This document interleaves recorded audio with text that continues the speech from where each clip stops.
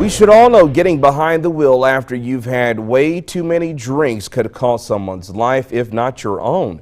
But for whatever reason, a lot of folks tend to forget that risk and do it anyway. Yeah, TxDOT won't stop until we all understand those consequences.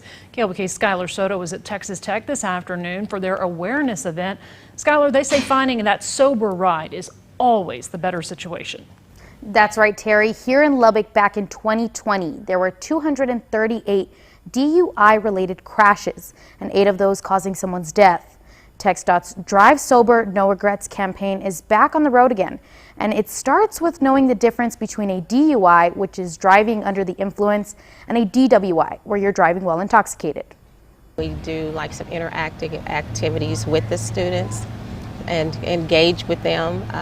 We have a campaign that has real offenders and survivors that are giving their testimonies of the consequences and what they had to go through, either being one that was drunken driving and ended up in a crash, or those that survived a crash.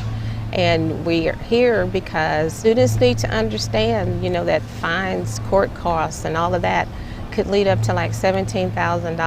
TxDOT and DPS partnering together on Texas Tech's campus today about a topic that affects everyone. Bringing alcohol awareness to teenage drivers and young drivers.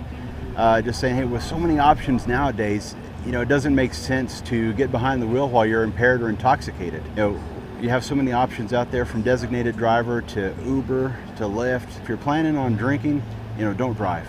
Make other plans.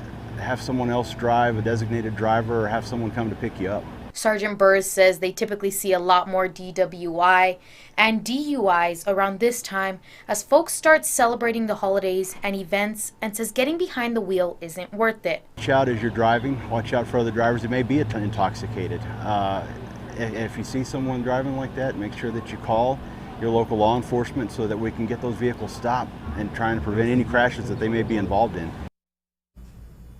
And drinking and driving is 100% preventable, and a few tips before you think about getting behind the wheel while drinking: you should plan ahead, get a designated driver or a ride-share service, call a family member or friend for help, and maybe talk to your bartender. Some can even call a ride for you. Terry? Good information there, Skylar. Thank you so much.